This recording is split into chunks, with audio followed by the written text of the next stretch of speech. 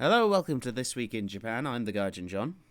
And I don't have any fun stories to share with you this week, so I'm just the Geek Tom, I guess. And we bring you two, hopefully more amusing than that intro, people talking about the local news from all around Japan. The country in which I live for the next T- not much. It's been 2 years, I just want a proper block of cheese. He speaks no lies. No. What I also don't speak lies about is this week's show. Because what we have coming up is Cute Corner's lesser known but cooler brother, who's into anime a bit too much.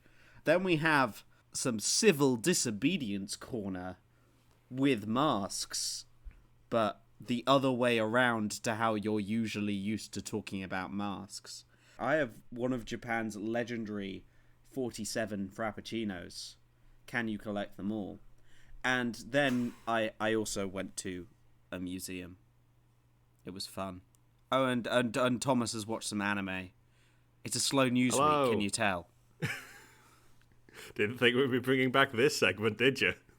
No, did I. It was me! I've not seen JoJo. Is that the correct way to do the reference? Almost definitely not, but I can't say for sure, so carry on, I guess. Nice. Yeah. Well, this week, as I said, we have Cool Corner, which means I need to find a new audio effect to introduce this week. This episode's going to be a lot more work than we anticipated, isn't it, John? Yeah, that's what slow news weeks do to you. Thomas, Japan is famous for its masks. Maybe you're a fan of Ghost of Tsushima and you like playing your samurai with like a cool mask. But now you can be that person in real life. Well, you don't need to study the blade, but you do need 1,600 yen plus shipping to buy a mask. Well, that, John, I can do. I don't know if they ship internationally, sorry. Yes, I should have seen that coming. Unfortunate. Well, John, you're in Japan, so you can help me with the transportation of any masks. I could, and I probably would if, spoiler alert, they are already sold out. Turns out the point that something like small and interesting gets talked about on national news, where I get my stories from, turns out they tend to get sold out quickly. But no, this is a designer from Fukushima who is producing samurai masks. But not samurai masks. The kind of masks that we wear. I will say, new rule, it is mandatory to listen to this podcast whilst wearing a mask.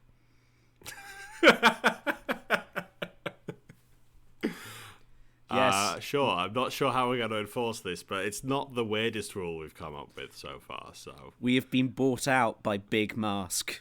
This week's sponsor, Samurai Mask. I really wish they sponsored. That would be really bloody cool. Does the helmet come with the mask, or is that sold separately? The helmet does not come with the mask. Okay, fair. So this is designer Yuji Miyamori from Fukushima, who is a fashion designer. And basically this area in Japan was famous for samurai armor. Especially warriors on horseback. And so he designed a cloth mask to look like the samurai face masks, which were used to usually represent like demons or like fierce monsters. And also just kind of protect your face a little. But sadly they are all sold out. But they look really cool. Except once again, their own website image looks awful. I was about to ask, do they have a more flattering photo of someone wearing a mask? But they do not. No, there are, but the main problem is it's in 3 colours, which is red, black, and undyed. I do like them, but it does kind of look like someone's making a stupid face. Which I suppose is what the samurai masks were, so actually you're on point. I see what they're going for. I more have a problem with the red one because it just looks like someone's had a really bad nosebleed. Like someone's just been punched in the face and covered in tissue. The bad thing, Thomas, is I would legit buy one of these if they were in stock. They are not. I do not doubt it, John. I do not doubt it for a second. You can, if you do want to, you can go to their website, which is samuraimask.official.ec, and inquire about a restock. Basically saying, I would like this. I would like this when you get it back, please. I mean, props to this company. They actually have a modern website, which is saying something. They put a lot of effort into making a usable website for humans. So at the very least, they've got that going for them. And I will say that actually I was wrong. They do ship internationally, Thomas. However, shipping internationally is essentially the price of the mask again. Well, that's just the price we gotta pay to have a somewhat samurai-like mask, I guess. I can imagine, especially for cosplays, this would be awesome. Because then you don't get the cospox either. That is important. That should be priority number one for anyone who's cosplay. But it's also nice because it's like it's being produced and made and giving jobs in the local area. Look up samurai masks, but not samurai masks. How on earth am I going to talk about this in the edit? But more mask-related shenanigans this week in Civil Disobedience Corner. It's not really crimes. All the crimes this week were really depressing, Thomas. So I vetoed them. Well, not like really interesting depressing, just sad depressing. You can go listen to True Crime Podcast number 33 to hear about murders. But you can only hear about this news here about a Japanese politician who is suing a city who want to see his face. That's just rude. No one wants that. Yeah. Well, this is Oita City Councilman, also known as Skull Reaper Aji. A good start already. That's a strong presence right there. He is a municipal legislator by day and a professional wrestler by night. But ladies, I'm afraid the mask does not come off. Maybe that's what you want. Don't shame me, John. The thing is, he first won election in 2013. And he was elected on a platform of being a lucha libre-styled wrestler with a deep interest in community improvement and child welfare. Sounds good to me. I'm pretty sure that's the movie Nacho Libre. However, the city council forbid him to wear his trademark mask in council chambers as well as committee rooms. Not only that, he is the only council member's face that doesn't appear on city websites and newsletters. Like, it's just blank. It has his name, but there's no picture. These cowards won't accept that they have a wrestler amongst them. I just love this. Councilman Skull Reaper Aji has constantly fought for his right to wear his mask in session, claiming that the city is hiding behind an irrelevant rule against hats and canes to mask their own blatant maskism. Oh, God. Cultural maskism. And so recently, he has filed a lawsuit against Oita City, demanding they show his masked face on their website and pay him 5 million yen in damages. The main reason he's suing is he says that basically all his other appeals have turned to naught. And, so this is the only way. Also, Japan has a lot of history of, really dumb, really weird political candidates. We've talked about a couple of them here. This guy has been continually elected since 2013. He is currently on his third term on the city council. The people want the wrestler. Why won't you let the people have their wrestler candidate? They want to be represented by him. Some of these promo pictures are amazing, though. Dogs love him. Mascots want to be him. This man needs his own anime. It's a very strange world in which I was just thinking, that anime with the Lucha Libre wrestler, and my brain went, which one? wrestling. It's big in Japan. People love it. Apparently enough to elect a wrestler as one of their democratic officials. And quite frankly, the fact that the politicians won't accept the people's mandate is undemocratic. That we should have more Mexican wrestlers in masks in government, I say. So sorry, Thomas. He wasn't He wasn't coming. He wasn't making notes and stuff from an orphanage. He was at a ceremony to attend Oita Animal Protection Center. He's basically promoting lots of no-kill animal shelters. Yay! Which is a big thing in Japan. Disagree with that. Exactly. No, wait. He is this anime. He's exactly this anime. What is it? What are the chances there are two Mexican-inspired Japanese wrestlers who are both super into animals? I'd say probably quite high. Animals are great. Yeah, it's Kemono Michi. I'm thinking of Kemono Michi. If you have a problem with someone stealing your thing, you just wrestle them for the title. That's how wrestling works, I think. Right?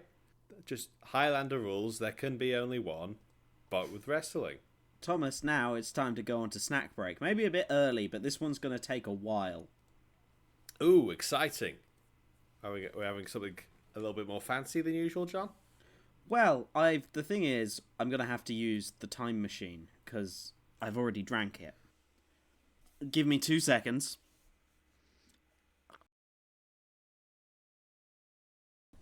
So it is currently Saturday. I am across town in a Starbucks drinking the rather, well, interesting Tottery Frappuccino, because this, Thomas, is the 47 Jimoto Frappuccino. To celebrate 25 years of Starbucks in Japan, Starbucks has released a special Frappuccino for each prefecture.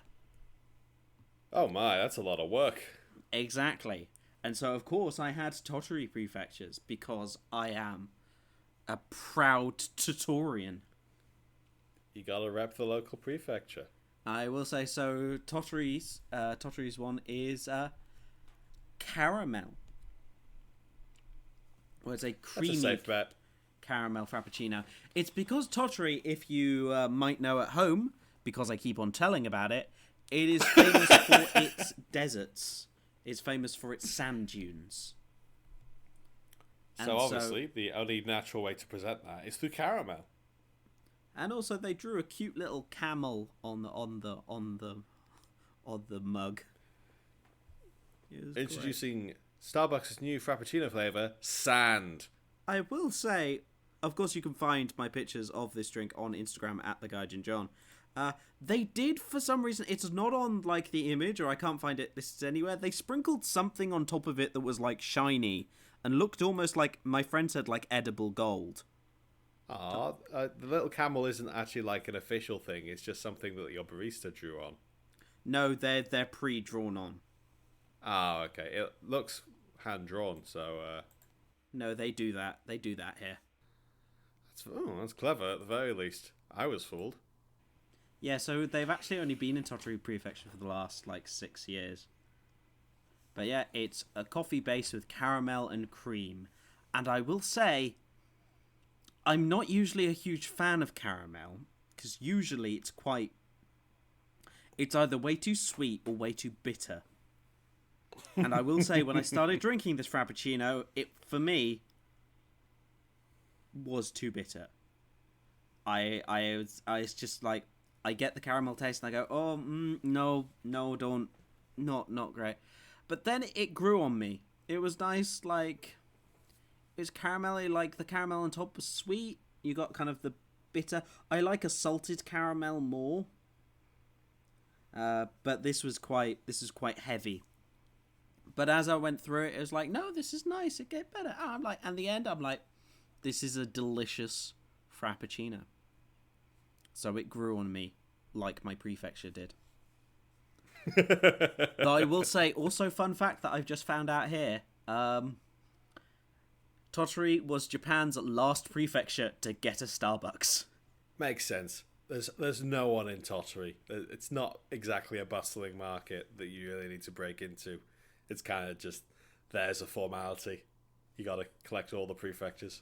Our local boys is a coffee chain called Sunaba, which is a play on the Japanese nickname for Starbucks, which is Sutaba.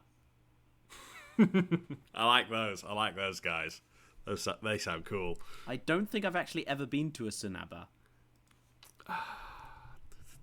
John, how many times have you been to the Starbucks, but you've never been to the real thing? It's because they have, like, one in my city. I suppose that's to be expected. Yeah, there's, like, one in my city. Yeah, and it's right next to where one of the Starbucks is. Oof. Not sure about that placement. But so, Thomas, I rated my Starbucks. So now, I give it a Tottery out of 10. But I want you now to rate what you think these flavors would taste like out of 10. Because we can't go to 47 Japanese prefectures to drink 47 frappuccinos. We're just going to have to use the realm of our imagination. Yep. So, let's start all the way up at number 1. It's Hokkaido with corn. Oh, no. Terrible start. What? Corn? Corn? Yep. As in, like, popcorn or just No, corn? Corn creamy frappuccino. Hokkaido, what you doing? Hokkaido, what you on about? That's not good. I will say Hokkaido doesn't have much. It was probably either this or potatoes. I feel like potatoes might have been better. Oh, it was that or butter. We would probably say probably should have been Again, butter. would probably have been better. Oh. Well, you've had creamed corn. Oh, right, okay, cool. So that's a strong start. Then number 2, Aomori, is apples. Aomori is prefecture famous for apples and strawberries in Japan. So they get apples and strawberries. Seems perfectly reasonable. It seems like a nice, safe frappuccino. It does look delicious. Next we have Iwate with matcha and black sesame. I've never had any of these, but it sounds alright. What does it sound like to you, John? So green tea and black sesame do go together. Though there is also a brown sugar caramel drizzle, which is meant to reflect the golden history of Iwate. What? Okay. I'll take their word for it. Then next we have Miyagi with green tea Zunda mochi frappuccino. Alright. Seems fine. Zunda mochi is basically mochi covered in edamame. So like crushed beans. So it's like bean mochi frap. I'm not super excited, but it sounds neat. Next, Akita, home of the dogs, with caramel. But they get salted caramel, not desert caramel. Not sand. I mean, that's just a frappuccino. I can't imagine that going wrong. That Yamagata, sounds pretty good. Next, Yamagata with pear frappuccino. All right. La France pear. So it's not Japanese pear. Because really, my prefecture should have had the Japanese pear frappuccino. Because we're famous for our pears. But someone at Starbucks went no. What you doing, Starbucks? You're Well, dropping the ball here. It is a Japanese pear. It's just called La France. Because reasons. Oh dear. Some things will never make sense. So, any opinions? I don't like pears. There we are. I'm not taking you to the pear museum when you come to visit then. Fair enough. I will probably hate it there.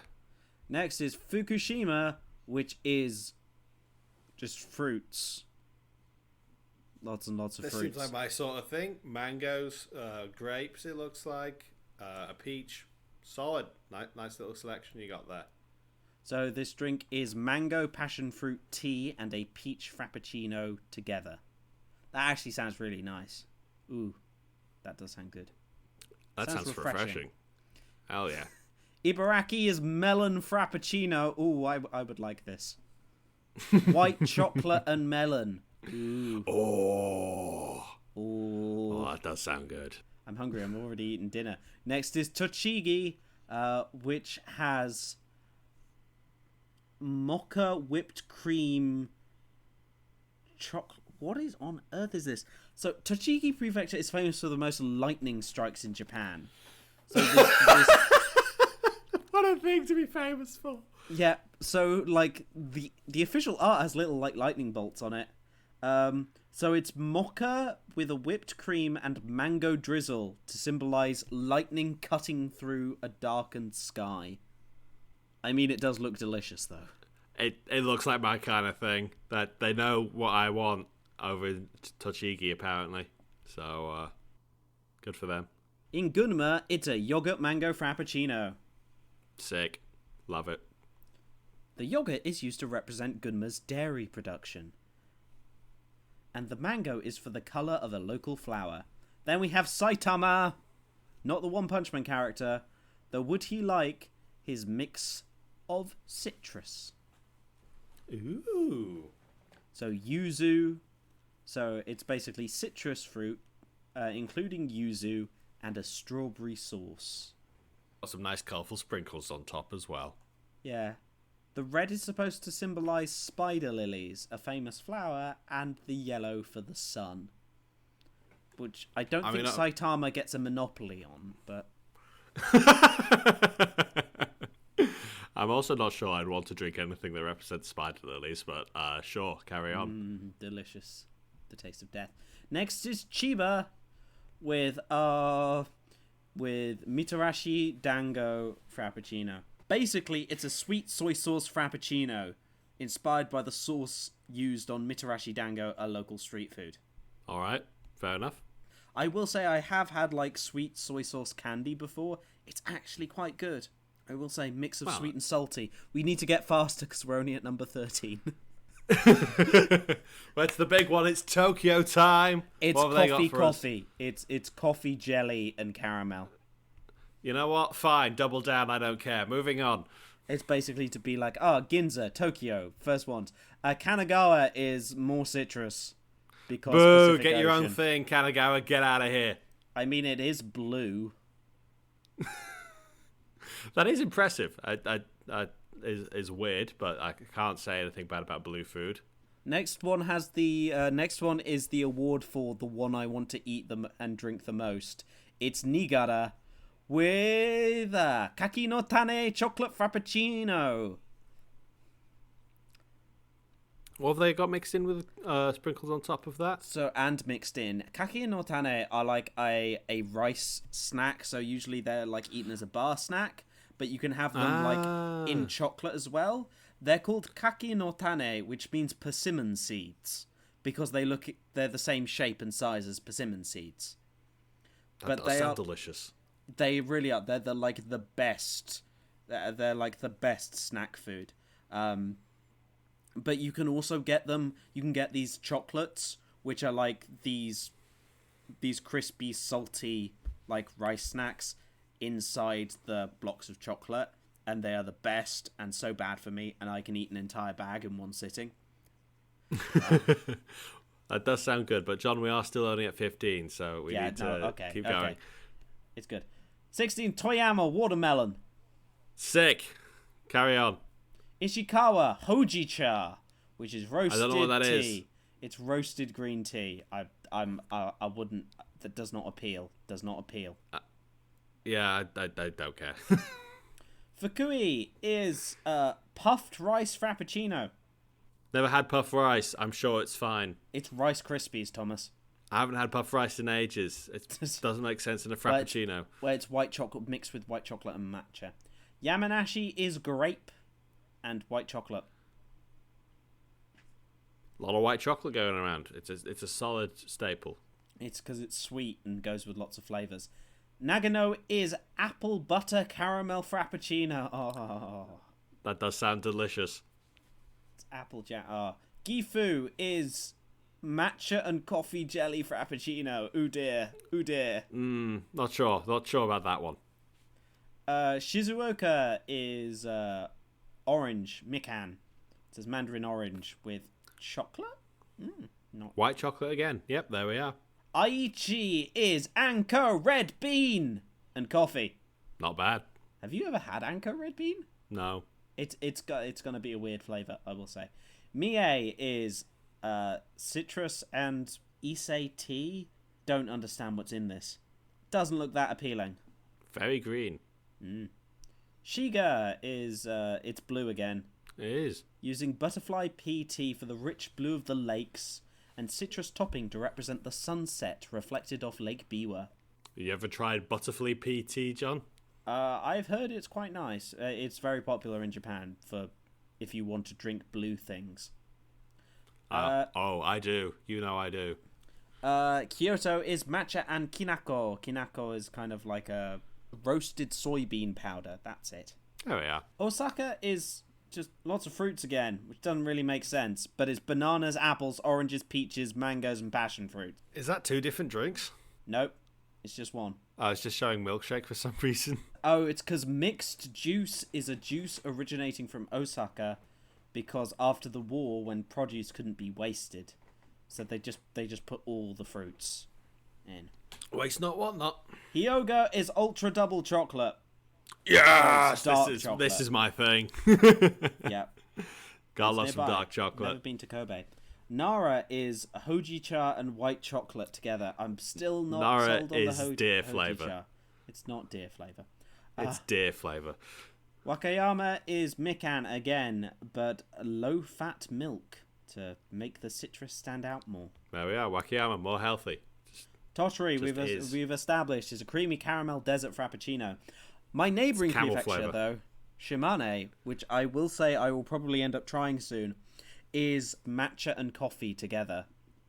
Dang. I will say it doesn't look great. It's a green and brown mix. It's not great looking. It's a swamp-flavoured frappuccino. I will say it is topped with silver powder to highlight Shimane's UNESCO World Heritage Site, the Iwami Ginza Silver Mine. I'm not going there because it's a 2.5 hour drive and I don't think my car can take it. Next, Okayama is peaches. It's peaches. Because this is where the legend of Momotaro, the Peach Boy, comes from. Peach and citrus frappuccino. Hiroshima is lemons and citrus. Right, there's worse things it could be. Indeed. Yamaguchi is black sesame, and I will try anything black sesame flavoured once. Yeah, black sesame and matcha. Ooh. Tokushima is yuzu again. Getting a lot of repeats here, but 47 prefectures. Kagawa is wasambon, which is a kind of tea snack. Never heard of it. Oh, basically it's a very small kind of sweet that's almost like when you eat it, it like turns to powder in your mouth that you're supposed to drink with bitter matcha. So it's supposed to be this traditional sweet and matcha frappuccino. That's actually interesting idea. Ehime is kiwi. No thanks. Kochi is ginger and citrus. I'm intrigued. Should I be? I don't know. Fukuoka is it looks just like grass. Sorry.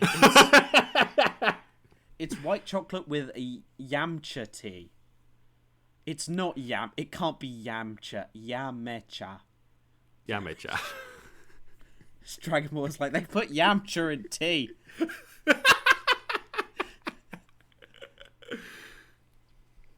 Saga is Saga crispy sugar and chocolate. I'm down. Nagasaki is Castella coffee and cream frappuccino. So famous for the Castella cake I've talked about before. That'd be quite nice. It won't taste of much, but yeah. Kumamoto, famous for everyone's famous terrifying mascot, is crunchy biscuit and chocolate with strawberries. They do sell strawberries, they're so nice. And Oita, coming out at 44, it's another citrus tree frappuccino. This one has citrus pulp in it. I don't care. Miyazaki, it's sparkling Not that one. Hyungungatsu. It's citrus combined with mango syrup. More citrus. Kagoshima is black honey cream frappuccino. Black honey and chocolate chips. That does sound fun. I don't know if it would taste any good. Finally, Okinawa has Shinsuku vanilla caramel frappuccino, which is like a traditional shortbread treat that's sold on the island. I do like shortbread. Absolutely. It's a shortbread and caramel frappuccino, Thomas. That sounds amazing. Sick. But yes, if you live in and around Japan, you might be able to get your frappuccinos. They're only being sold up until the 3rd of August. So you gotta get them now. Get them now before they're gone. I will be able to only drink 2, very sadly. My swamp and desert flavoured frappuccinos. And very quickly, I'll do some local news because, Thomas, I went somewhere. You went somewhere, John? That doesn't sound like you. I went to a sword museum. Sick. Because that's what I do on my weekends. What else could you possibly be doing? If there's a sword museum available, why would you not be going to a sword museum? I know, but it is a small sword museum in Oki-Izumo, which is near Izumo Taisha. It's near Matsue, so it's just over the border into Shimane.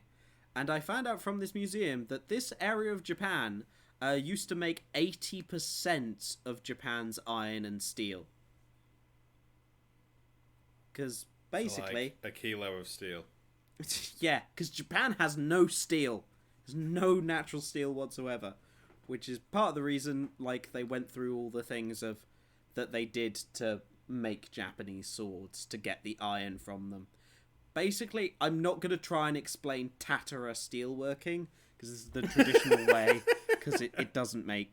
I still don't know if I thoroughly understand it, and I'm sure there's some neckbeards out there who've made much more detailed videos than I ever can.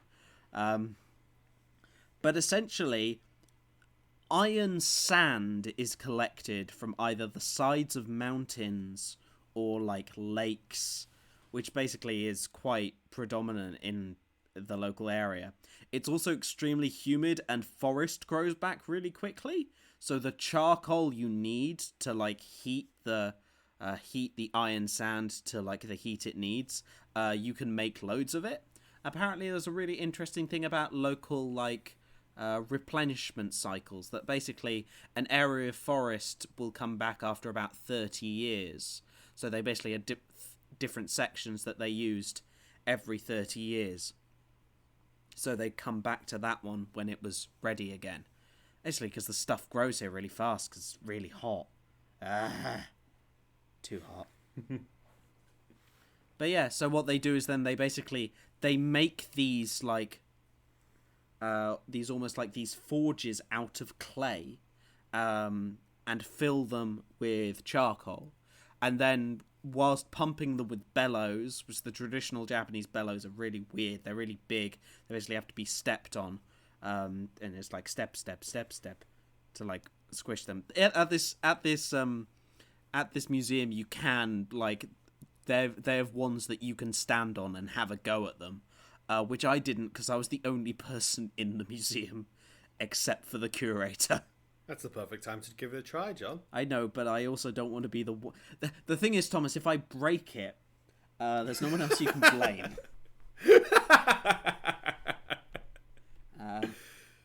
That makes perfect sense, actually. Yeah.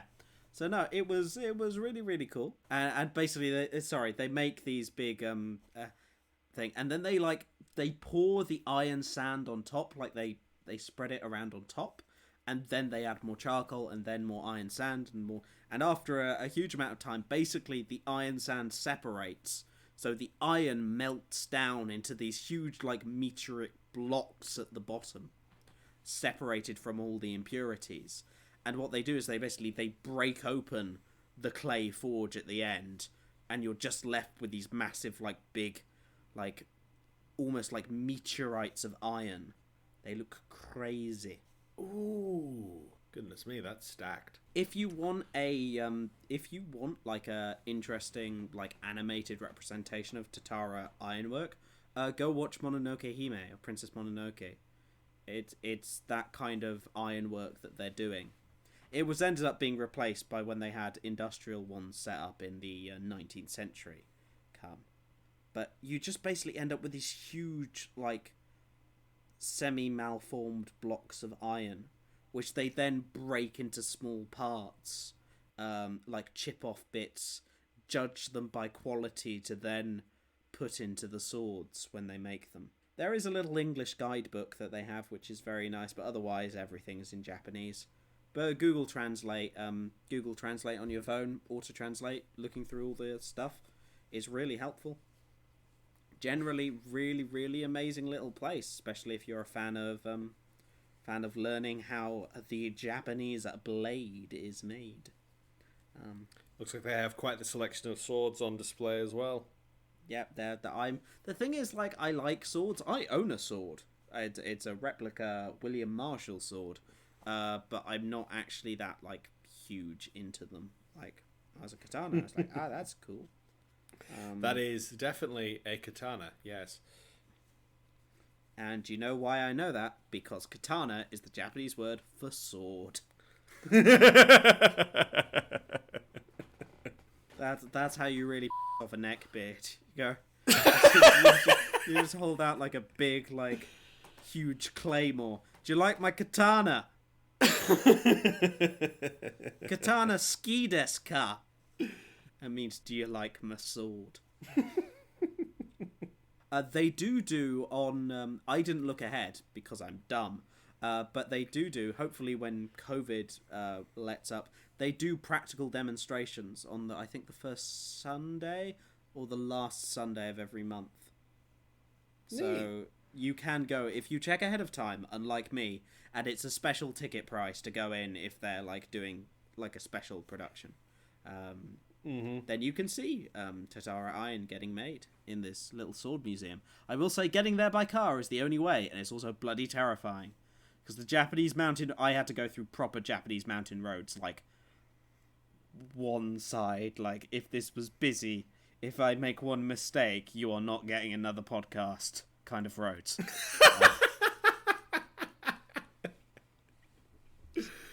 Christ.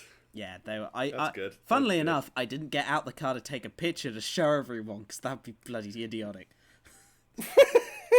So how did he die? Well, it is also very famous, this little museum, for a big statue outside. Oh dang, that's a dragon right there. It is a dragon. It's an 8-headed dragon. People who love their Japanese folklore will be screaming at you now for knowing who that 8-headed dragon is. Do you know who the 8-headed dragon is? An 8-headed dragon shaped like a spring? Not particularly, no. It's Orochi. It's the one killed by Susanoo. If you're a fan of Okami, it's one of the main villains in that. It's also, if you are a fan of legendary sword making, the legendary Emperor's sword is supposed to come from the tail of Orochi. Makes sense that he's here then. Yeah, so basic metal statue form. Yeah, because we're about we're about an hour's drive from Izumo, in this place. It's literally called Oku Izumo. So when COVID lets up and you wanna go see some cool swords and you're in the area, can't go wrong with Oku Izumo. Or if you want to go make a proper pilgrimage all the way to Oku Izumo, like, I'm not gonna stop you. I won't be living here. Actually, the slow news day has gone on quite longer than I expected, mostly due to the fact that we talked about frappuccinos for so long. Yeah. Wasn't expecting that, were you, John? No, I was not. But there we are. Thomas, I would just like to ask, you have been watching some anime, so do you want to do a breakdown final recommendation for peoples? Yes. I believe the first one that I have to talk about is something that John will enjoy talking about as well. Anyway, John, you enjoyed Zombieland Saga, right? I did indeed. Fantastic. Well, boy, do I have something for you. It's Zombieland Saga Revenge. The second season in the much beloved Zombieland Saga franchise. Is this the Tokyo Revengers I've heard so much about? It's the Saga Revengers, John. Oh. Different prefecture. Damn it. I knew I'm geographically challenged. We went through a whole list of frappuccinos and you somehow didn't learn all about the geography of Japan, John. I'm outraged.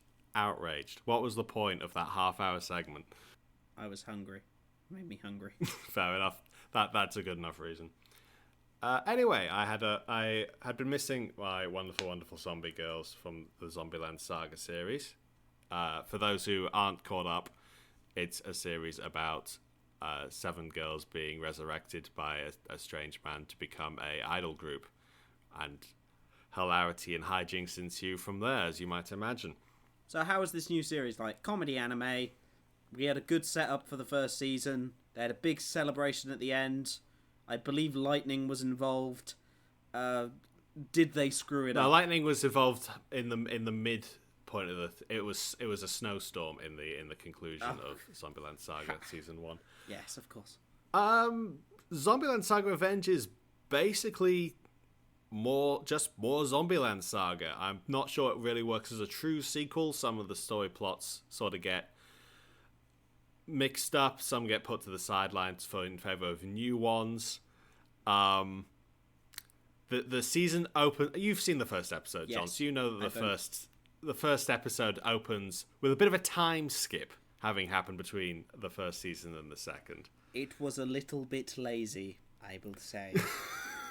First episode was time skip. Oh no, we lost. It was a video game sequel setup of, oh no, you lost all your power-ups before the game started. Yeah, the first episode, I will say that out of the 12 episodes of Zombieland Saga, I'd say about 3 of them are probably quite weak. With one of them is fine. So 2 of them are quite weak, and unfortunately they are the first 2 episodes of the season. It takes a little while for the show to really find its legs again. Don't know where they lost them. Yeah. But they're detachable. They're zombies. Zombies. And also the first episode's weird because there's another episode later in the season that covers some of the same story beats, but better in such a way that I was like, wait, have I watched this out of order? But no, it's just... It takes a while to get into the new season, but once you hit the season 3-4 double feature, because it's basically one story over 2 episodes, then you get back into what the good old Zombieland Saga which is comedy zombie girls. So it's watching the girls you love do girl things. Yes, basically very dumbly. First series, they mess up. Some business mess up happens, and so they were gonna be successful and they were popular, but no. And now you gotta start from square one again. Yeah, they have no money, and their manager has lost his. Yeah, it has about as much effort as I put into that explanation. What's the other thing you've been watching? The other thing I've been watching has been something of a cult classic in the making, which is OddTaxi. How crazy is this OddTaxi? OddTaxi is not crazy so much, but it is a little weird. Some might call it odd. In fact, yes. I have taken it based on its recommendation from some of the more well-established anime critics and stuff, and I have to say that the show is very well written. It's everything it was promised me to be. It is a fun little mystery thriller it's a nice 13 season run, and each episode keeps building. And I hope not 13 seasons. That one. 13 episodes. Yeah, that one. I'm not doing another Bleach. Not watching another Bleach. With each episode really doing a good job of building on everything that happens in the previous episodes and really building up the sort of... It's a fantastic character drama. Like the writing on this show is excellent. Everything is very well interconnected. Every important plot detail is established very nicely and neatly a few episodes prior to when it needs to be established, when it needs to be used. And it's got some neat little twists that aren't like... They don't come out of the blue. There's no like heel turns in the story. Everything is... You could probably see it coming. And if I'd watched this like week by week as it was coming out with some time to stew on each episode, you could have probably been like, oh, okay, I see where this is going. I'd guessed a couple of things, but that's because the show does a good job of like hinting at it. It's like a proper like a Sherlock mystery of like you have all the information, but sometimes you don't put it together before the show does. Thomas, what you have just said is the opposite of a Sherlock mystery. not like BBC Sherlock, John. I'm talking like a proper Arthur Conan Doyle Sherlock. No, those as well.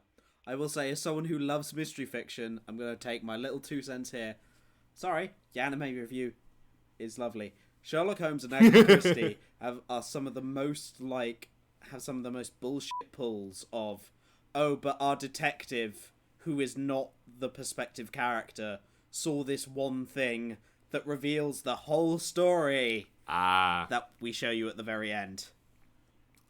What you're talking about is much more interesting, which is like hard-boiled detective fiction, which is the American style, in which you experience things from the perspective of the first-person character.